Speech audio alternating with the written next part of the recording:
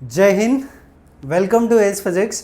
आज हम लोग रिफ्रैक्टिव इंडेक्स के कंसेप्ट सीखेंगे। तो सबसे पहले रिफ्रैक्टिव इंडेक्स क्या होता है। रिफ्रैक्टिव इंडेक्स जो है, जब लाइट एक मीडियम से दूसरे मीडियम में इंटर करता है तो अपना पाथ वो चेंज करता है। तो जो रिफ्रैक्टिव इंडेक्स है ये measure of how much light ray bend when it passes from one medium to another medium.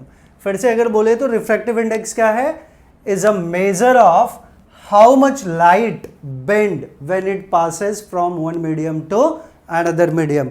Already हमने पढ़ा हुआ है कि जब कोई लाइट एक मीडियम से दूसरे मीडियम में इंटर करता है तो वो बेंड होता है या नॉर्मल से दूर जाता है। बिकॉज ये बेसिक कंसेप्ट हमने ऑलरेडी पढ़ा हुआ है, तो हम इसके बारे में बात करेंगे।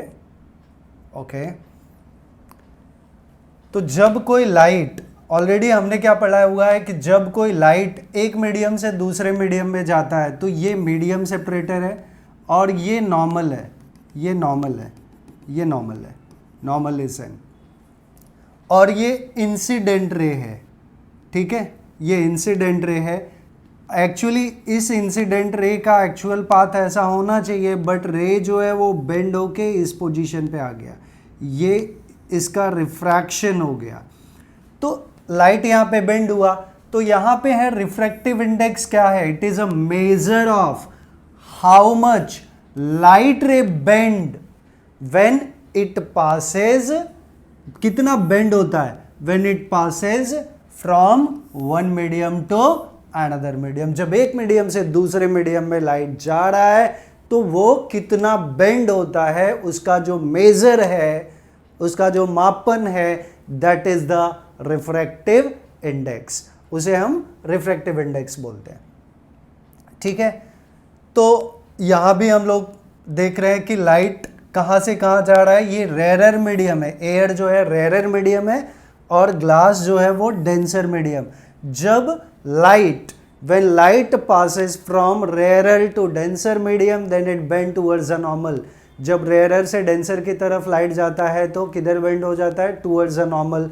और अगर हम मीडियम चेंज कर दें, अगर हम मीडियम चेंज कर दें, ये नॉर्मल है और इसको हम बोलते हैं कि सपोज ये डेंसर है। अब लाइट जो है वो डेंसर टू रेयर हमें पास कराना है, तो ये इंसिडेंट रे है, इसका एक्चुअल पाथ ऐसा होना चाहिए, but it goes away from normal. ये नॉर्मल से दूर चला गया, नॉर्मल से दूर शिफ्ट हो गया, तो ये इंसिडेंट रे है और ये एंगल ऑफ इंसिडेंस है, ये एंगल ऑफ रिफ्रैक्शन है इस केस के लिए। और यहाँ पे ये एंगल ऑफ इंसिडेंस है और ये एंगल ऑफ रिफ्रैक्शन आर है। तो जो हमने रिफ्रैक्टिव इंडेक्स, ये तो बाय डेफिनेशन हो गया कि refractive index is a measure of how much of light rays bend when it passes from one medium to another medium. Another way हमने स्नेल्स लॉ पढ़ा हुआ है, स्नेल्स लॉ के बारे में हम आगे बात करेंगे। तो हमने बेसिकली क्या सीखा अब तक कि जब कोई लाइट एक मीडियम से दूसरे मीडियम में इंटर करता है तो वो अपना पाथ चेंज करता है, that phenomena is called refraction. और रिफ्रैक्शन से ही वो मेजर जो है कितना रिफ्रैक्ट करता है, वो मेजर उसका रिफ्रैक्टिव इंडेक्स कहलाता है। तो रिफ्रैक्शन और रिफ्रैक्टिव इंडेक्स दोनों पार्ट क्लियर हुआ। Refraction is the phenomena of bending of light, वो फिनोमेना, बेंडिंग ऑफ लाइट का फिनोमेना जब लाइट रे एक मीडियम से दूसरे मीडियम में इंटर करता है, दैट इज कॉल्ड रिफ्रैक्शन। और उसका जो मेजर है, उसको हम कितना बेंड करेगा, वो मेजरमेंट जो है वो क्या है, रिफ्रैक्टिव इंडेक्स है। तो रिफ्रैक्टिव इंडेक्स और रिफ्रैक्शन का कंसेप्ट आई होप क्लियर हुआ। अच्छा, यहाँ पे भी इस डायग्राम में अगर हम लोग देखें तो रियल डेप्थ और अपरेंट डेप्थ का कंसेप्ट है। रियल डेप्थ क्या है कि एक्चुअल में अगर कोई ऑब्जेक्ट, सपोज ये वाटर है और ये कॉइन यहाँ पे पड़ा हुआ है, तो कॉइन एक्चुअल में यहाँ है बट जब हम यहाँ से इसको देखेंगे तो हमें ये कुछ ऊपर नज़र आता है। तो ये जो है ये रियल डेप्थ है इसका, और जहाँ पे नज़र आता है where it appear to us that is called apparent depth. और इस मीडियम का यहाँ पे एयर है एंड ये ऑफ कोर्स वाटर है, तो इनका जो रिफ्रैक्टिव इंडेक्स है, refractive index of air with respect to refractive index of water, refractive index of water with respect to air is what, एक मिनट इसको मैं अभी रहने देता हूँ। तो हम लोग यहाँ पे जो रिफ्रैक्टिव इंडेक्स लिखेंगे वो हम लोग लिखेंगे इस केस में refractive index is real depth upon apparent depth, real depth upon apparent depth. तो ये भी रिफ्रैक्टिव इंडेक्स का एक फार्मूला है अगर हमें रियल डेप्थ और अपरेंट डेप्थ दिया हुआ है।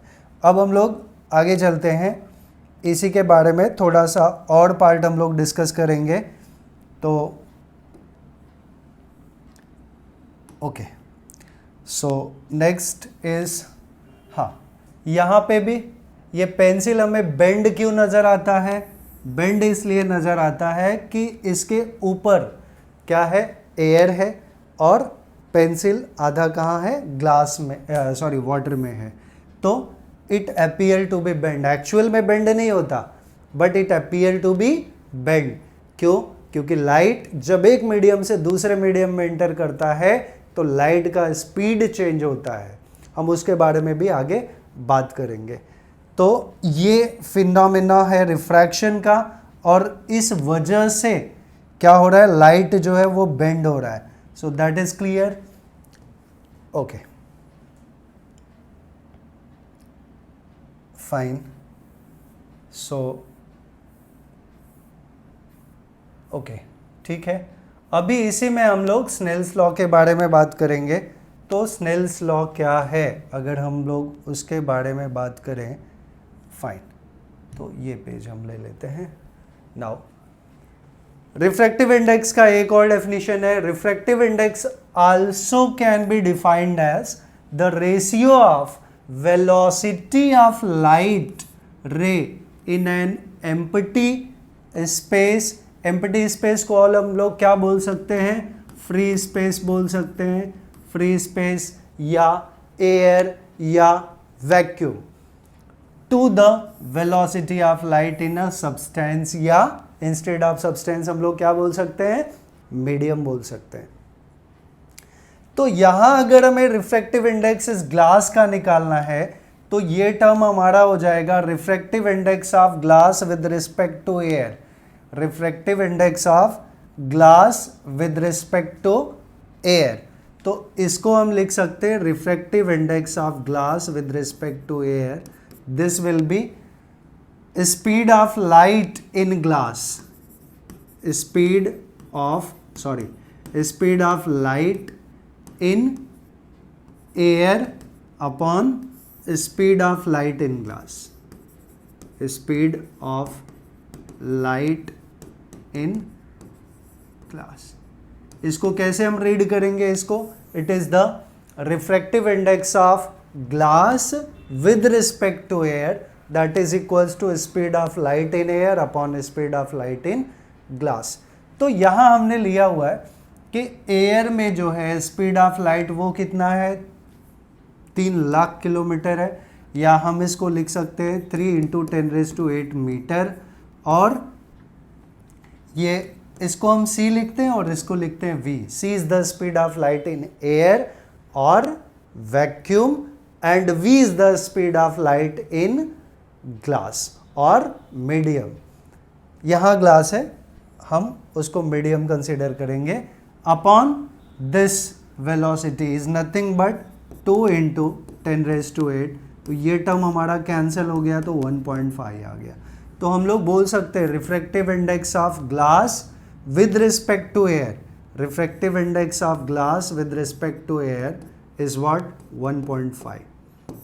सो this is the way how to calculate the refractive index. अच्छा, अभी आगे चलते हैं हम लोग इसमें ही। यहां मैंने लिखा है कि how will read the terms. Refractive index ऐसे लिखा है तो उसको हम क्या पढ़ेंगे? It is the refractive index of medium 2 with respect to 1। Refractive index of medium 2 with respect to medium 1। Fine. आगे हम बात करें स्नेल्स लॉ की, और स्नेल्स लॉ के रिगार्डिंग मैं एक बहुत इंपॉर्टेंट फार्मूला बताऊंगा, बड़ा फार्मूला बताऊंगा। तो अगर हम लोग यहाँ बात करें इस डायग्राम के हिसाब से, तो यहाँ स्नेल्स लॉ क्या होगा? एक्चुअली स्नेल्स लॉ में दो लॉ हमने पढ़ा है। एक पढ़ा है कि ये इंसिडेंट रे है, दिस इज इंसिडेंट रे, और ये रिफ्रैक्टेड रे है, और ये नॉर्मल है, तीनों एक ही पॉइंट पे मिलते हैं। तो ये फर्स्ट लॉ है कि Snell's law states that, laws of refraction का पार्ट है वो, उसमें ही हम लोग लिख सकते हैं कि फर्स्ट लॉ ऑफ रिफ्रैक्शन का first law is the that incident ray, refracted ray and normal lies in the same plane और meet at the same point. अब आगे चलते हैं हम लोग। स्नेल्स लॉ की बात करें तो स्नेल्स लॉ हमने सिंपली पढ़ा है, ये सबको याद रहता है कि Snell's law n is equals to sine I by sine R. Snell's law क्या है? Sine I by sine R. तो इसको हम लिख सकते हैं कि as a statement, Snell's law also can be stated as the ratio of, किसका किसका रेशियो है? Sine of angle of incidence. I क्या है? I is the angle of incidence. तो sine of angle of incidence, ratio of sine of angle of incidence to the sine of angle of refraction. I is the angle of incidence, R is the angle of refraction. इन दोनों का ratio जो है that is always constant, which is equals to refractive index of that medium. अब medium यहाँ क्या है? Glass है। तो ग्लास का refractive index with respect to air, जो ऑलरेडी हमने इसके ऊपर कैलकुलेट किया था, 1.5 आता है या 3/2 आता है। तो मैं यहाँ पे एक बेटर वे अंडरस्टैंडिंग के लिए लिखूंगा कि what is the Snell's law. In fact Snell's law क्या है? तो Snell's law is sine I by sine r is equals to n. और ये n क्या है? मैं इसको लिख देता हूँ। अगर ये सपोज एयर है और इसका एयर का रिफ्रैक्टिव इंडेक्स n1 है और ग्लास का रिफ्रैक्टिव इंडेक्स n2 है, तो I will say it is equals to n2 by n1। आप इसको ऐसे याद रखिए कि sine I by sine r क्या होगा? That will be equals to ratio of refractive index, किसका किसका? जिस मीडियम में लाइट जा रहा है उसका रिफ्रैक्टिव इंडेक्स अपॉन जिस मीडियम से लाइट आ रहा है उसका रिफ्रैक्टिव इंडेक्स। तो लाइट कौन से मीडियम से आ रहा है? एयर से, उसका रिफ्रैक्टिव इंडेक्स n1 है, और लाइट कौन से मीडियम में जा रहा है? वो जा रहा है n2 वाले मीडियम में, या ऐसा मीडियम जिसका रिफ्रैक्टिव इंडेक्स क्या है? n2 है। तो स्नेल्स लॉ को आप सिंपली, कोई कंफ्यूजन नहीं होगा लाइफ में अगर आप सिर्फ ऐसे याद रखते हैं। क्या है याद रखने का तरीका? कि sine I by sine r is equals to ratio of refractive index किसका? जिस मीडियम में लाइट जा रहा है अपॉन रिफ्रैक्टिव इंडेक्स कौन से मीडियम का? जिस मीडियम से लाइट आ रहा है। जिस मीडियम में लाइट जा रहा है अपॉन जिस मीडियम से लाइट आ रहा है, उनका रेशियो रिफ्रैक्टिव इंडेक्स का is always constant and that is equals to sine I by sine r. यहाँ अगर वर्डिंग्स में लिखना हो तो मैं लिख सकता हूँ कि sine I by sine r को हम क्या लिख सकते हैं? मैं वापस आऊँगा तो यहाँ पे sine I by sine r is equals to जिस मीडियम में लाइट जा रहा है उसका रिफ्रैक्टिव इंडेक्स, जिस मीडियम में लाइट जा रहा है, जिस मीडियम, ठीक है, मैं इसको पूरा इंग्लिश में ही लिख देता हूँ। ओके, आप ऐसे समझ लो, जिस मीडियम में लाइट जा रहा है अपॉन जिस मीडियम, चलो जिस मीडियम में लाइट जा रहा है, जिस मीडियम में लाइट जा रहा है जा रहा है अपॉन उसका refractive index of that medium, जिस मीडियम में लाइट जा रहा है उसका आर आई लिखा है ब्रैकेट में, मतलब रिफ्रैक्टिव इंडेक्स अपॉन जिस मीडियम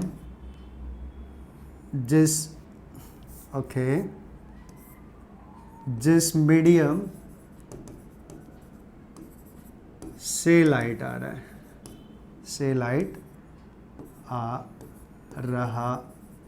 है, ये सिंपल है उसका रिफ्रैक्टिव इंडेक्स।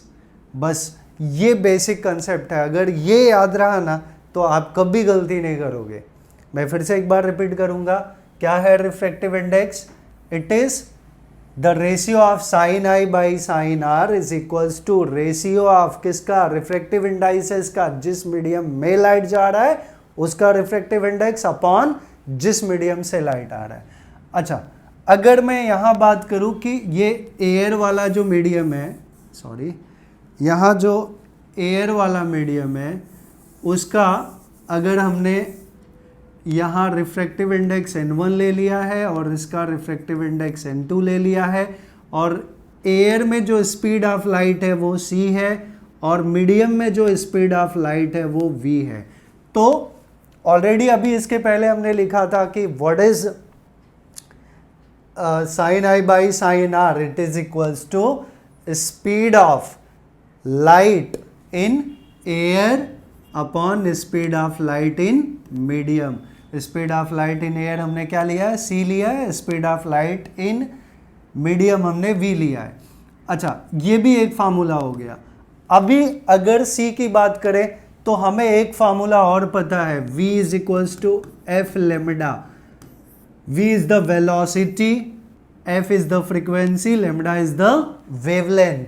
तो c के जगह हम f into lambda for air लिख सकते हैं, क्योंकि हम स्पीड ऑफ लाइट की बात कर रहे हैं, तो वो कहाँ के लिए? ये एयर के लिए है, तो वहाँ हमने लेमडा ए डाल दिया, और v के जगह हम लिख सकते हैं f into lambda g for glass. इस केस के लिए मीडियम क्या है? ग्लास है। अच्छा, मैंने यहाँ दोनों जगह f और f ही क्यों लिखा है? बिकॉज लाइट जब एक मीडियम से दूसरे मीडियम में ट्रैवल करता है तो लाइट का एक चीज नहीं बदलता, वो है फ्रीक्वेंसी। तो फ्रीक्वेंसी हमने दोनों मीडियम में क्या रखा है? कांस्टेंट रखा है, क्योंकि फ्रीक्वेंसी ऑलरेडी कांस्टेंट होता है। क्या बदलता है? वेवलेंथ बदल सकता है, वेलोसिटी बदल सकता है, but frequency never changes when the light passes from one medium to another medium. तो ये टर्म कैंसिल हो गया। तो हमें क्या मिला? हमें मिला स्नेल्स लॉ का अब ये पूरा एंटायर फार्मूला हो गया। ये हो गया sine I by sine r is equals to n which is n2 by n1। n2 by n1 ये स्पेसिफिक नहीं है, इसलिए मैं n2 बाई n1 की जगह क्या बोलता हूँ? जिस मीडियम में लाइट जा रहा है अपॉन जिस मीडियम से लाइट आ रहा है। n2 क्या हुआ? जिस मीडियम में लाइट जा रहा है अपॉन n1 क्या है? जिस मीडियम से लाइट आ रहा है। मैं नीचे मेंशन कर दूंगा। तो this is equals to c upon v and it is equals to lambda for air upon lambda g for glass लिखा है। मैं यहाँ मीडियम कर सकता हूँ, मीडियम भी लिख सकता हूँ और ग्लास भी लिख सकता हूँ, बिकॉज ग्लास जो है अदर देन एयर कोई भी है वो मीडियम है। तो ये हमारा जनरल फार्मूला हो गया किसके लिए? ये स्नेल्स लॉ, ये पूरा एंटायर स्नेल्स लॉ के लिए है। तो इसमें से कुछ भी हमें दिया रहेगा एक चीज़ और दूसरा पूछा रहेगा तो easily we can move ahead from here. और यहाँ मैं बता दूँ n2 हमने क्या बताया? n2 हमने बताया refractive index of that medium जिसमें लाइट जा रहा है। n2 क्या है? Refractive index of medium in which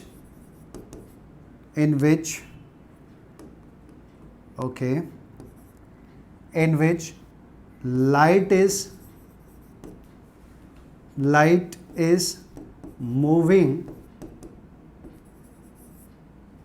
light is traveling, in fact moving word नहीं आएगा, after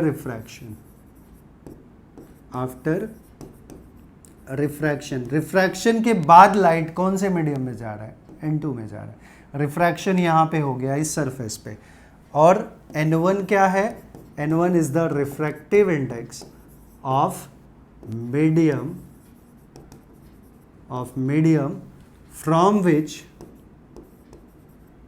from which light is incident, या मैं यहाँ कमिंग लिख दूंगा, जहाँ से लाइट आ रहा है। ठीक है, सिंपल वे इसको याद रखने के लिए। तो ये हमारा स्नेल्स लॉ हो गया। आई थिंक कि आप लोगों को स्नेल्स लॉ कंप्लीटली समझ में आया है, इसमें कोई डाउट अब किसी को नहीं होगा। सो आई होप आप लोग को रिफ्रैक्टिव इंडेक्स का पूरा कंसेप्ट समझ में आया, और जो फार्मूला मैंने एक साथ सारे बताए आप लोगों को, वो अगर आप लोग याद रखोगे तो आपको किसी कॉम्पिटिटिव एग्ज़ाम में या फिर ऐसे ही आपका कंसेप्ट जो है वो हमेशा के लिए बहुत अच्छे से क्लियर होगा। Thanks for watching this video. Thank you very much.